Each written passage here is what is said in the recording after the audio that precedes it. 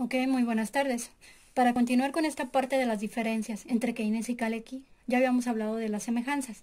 Ahora vamos a hablar de las diferencias. Primeramente, ¿qué tenemos como diferencias?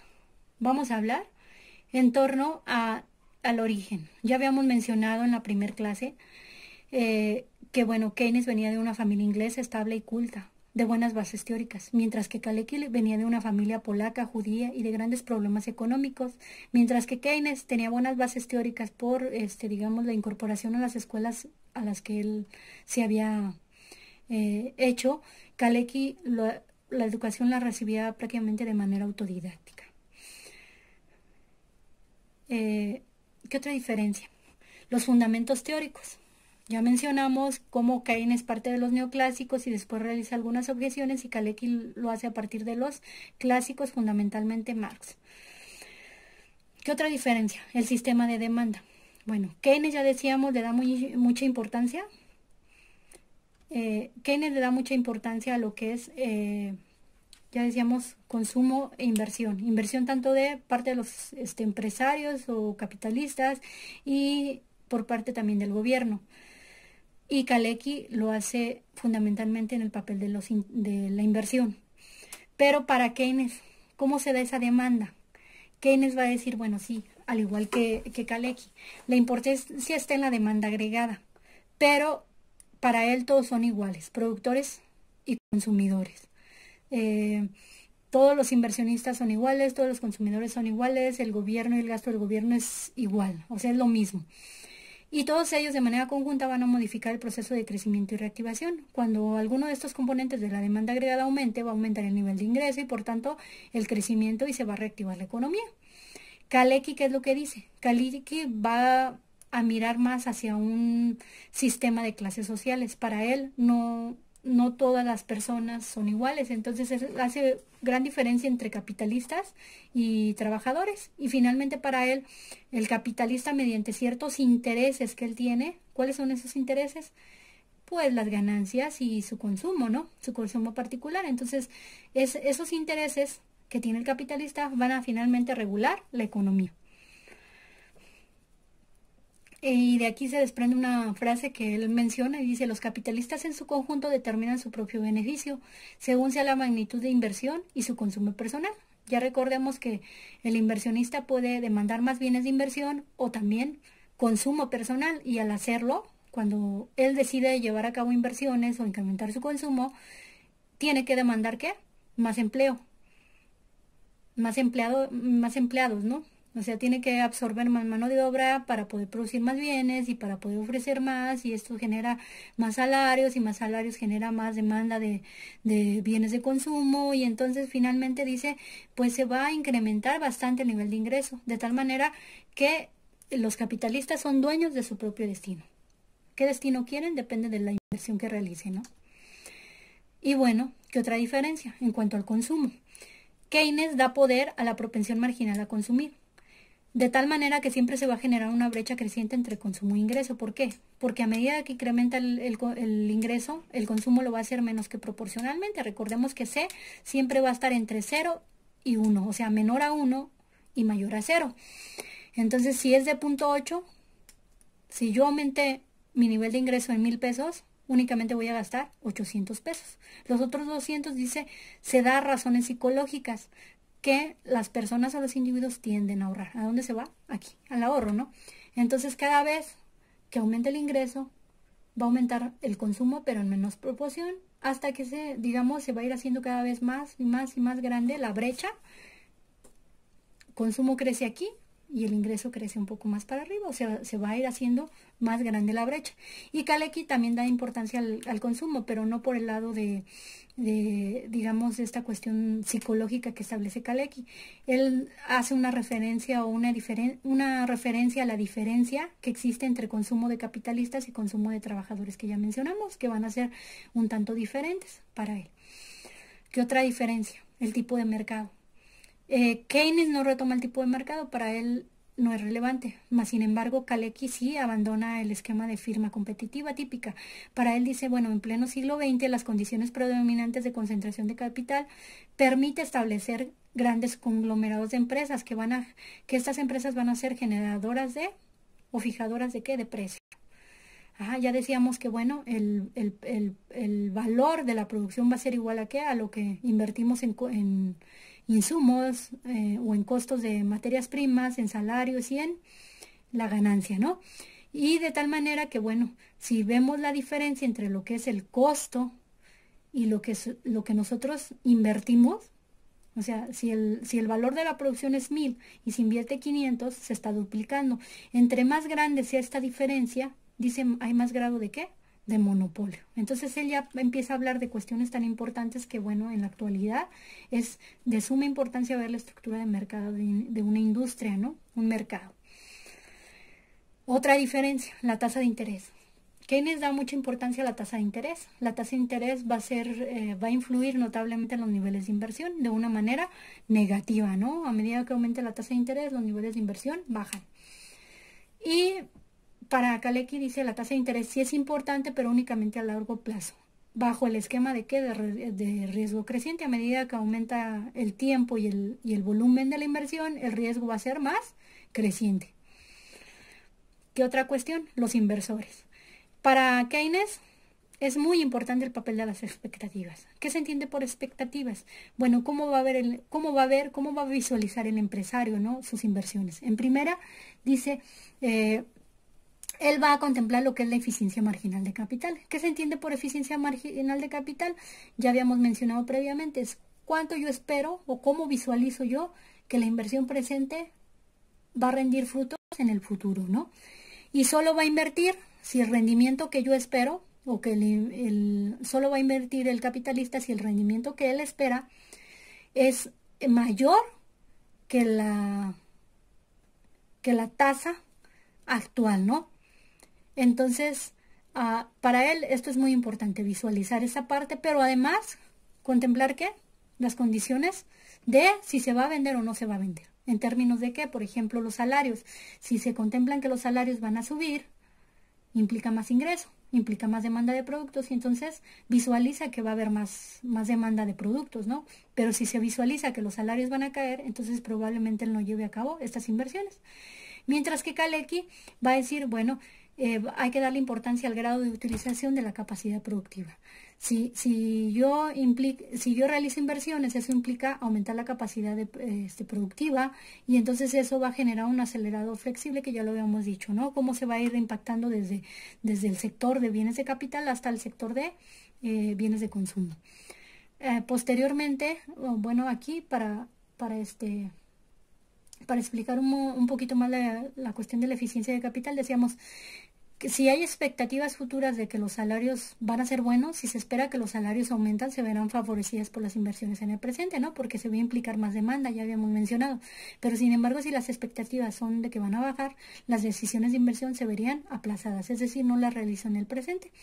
Entonces, esto tiene implicaciones entre tipos de bienes de consumo para asalariados y no asalariados, ya que decíamos que la reducción de los salarios finalmente impacta a ambos, ¿no? Primero en unos y luego en otros.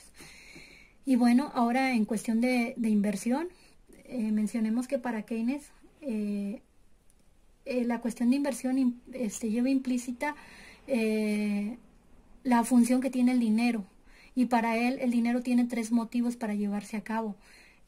Motivo, transacción, especulación y precaución. La transacción del dinero no es otra cosa que, bueno, un medio de cambio, ¿no? Comprar y vender mercancías me sirve para realizar esa transacción. La precaución significa reservar el valor, ¿no? Esa parte de la propensión marginal a consumir, que no entra en la propensión marginal a consumir. Si la propensión marginal a consumir es de 0.8, la propensión marginal a ahorrar es de 0.2. Entonces, es esa reserva que las personas van a tener. ¿Para qué?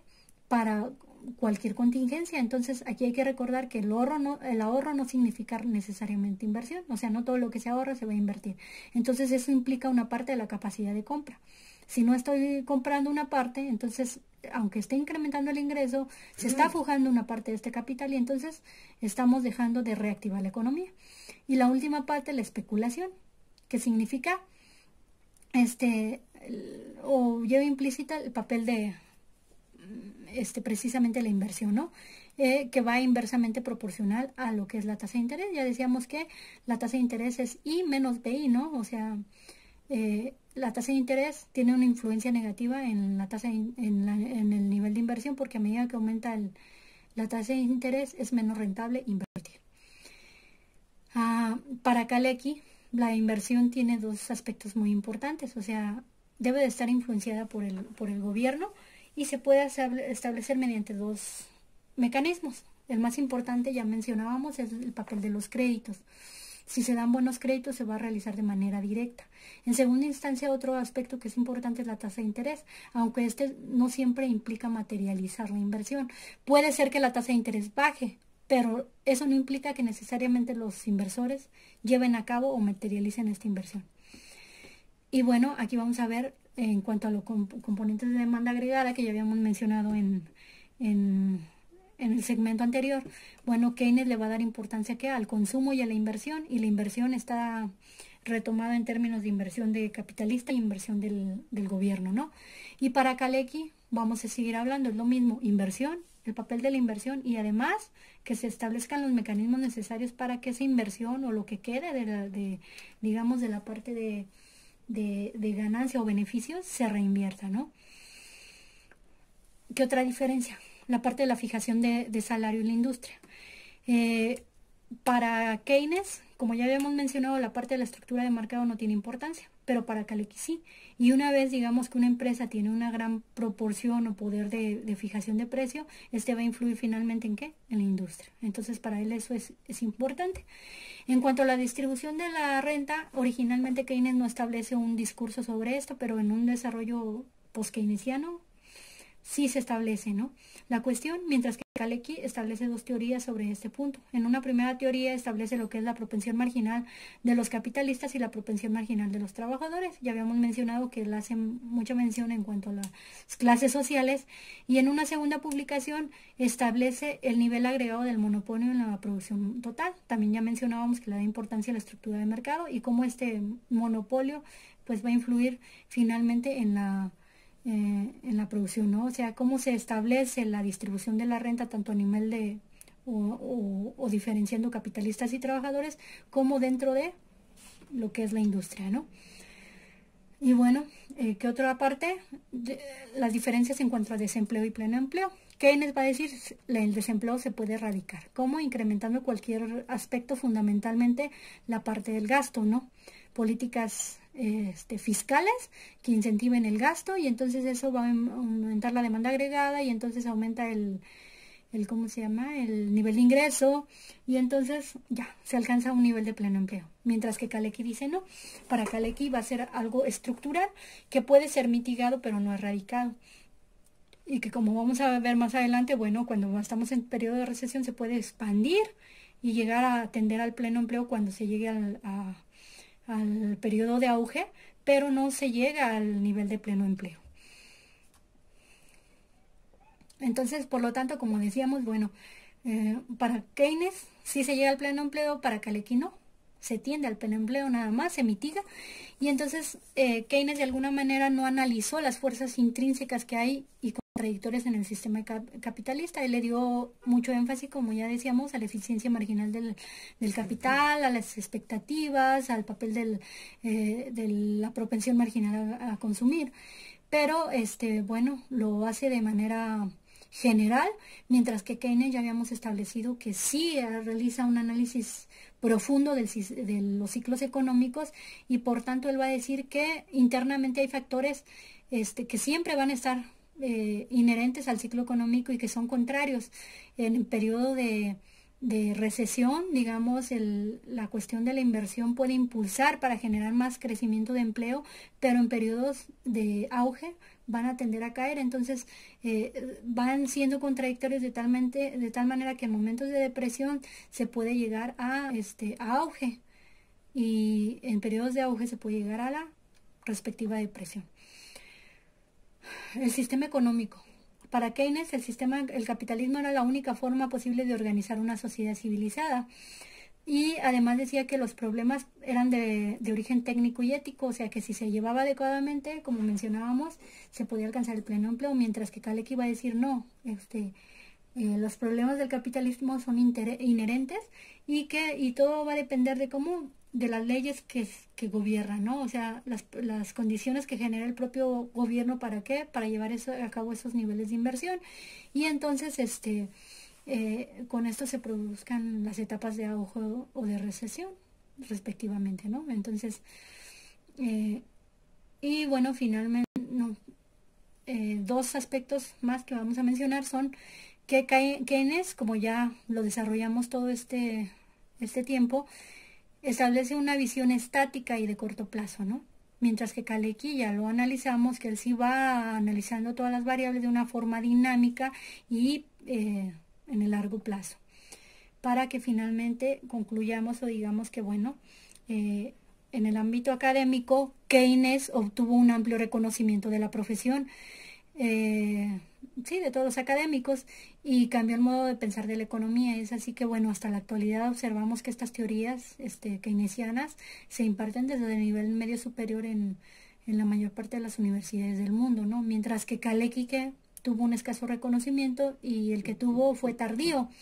De hecho, él menciona que sin el prestigioso nombre de Keynes, las nuevas ideas que él aportó hubiesen quedado en el limbo por 2 o 3 décadas más, ¿no? Entonces,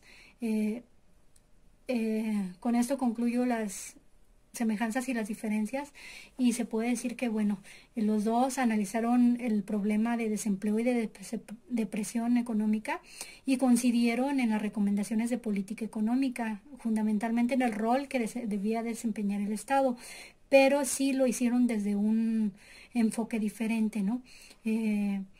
Y que, bueno, algunos analizaron un tipo de variables, otro, digamos, en el caso de Kalecki, analizó las fuerzas internas propias del capitalismo, pero ambas aportaciones van a llevar a desarrollar teorías más ampliamente y mejor desarrolladas en años posteriores, a partir de la década de los 70s, 80s, y que, bueno, sus contribuciones siguen vigentes, sus bases o sus fundamentos siguen vigentes hasta estos días, ¿no? Y bueno, con esto yo concluyo, invitándolos también a que si tienen alguna duda, observación o algún comentario, lo podemos desarrollar en las siguientes clases. Por mi parte ahora, concluyo con esta clase. Ya en las siguientes clases hablaremos un poquito más acerca de ya la determinación de niveles de precios, de distribución de ingreso, el ciclo económico, ya propiamente de lo que es el modelo kaleckiano. Muchas gracias, hasta luego.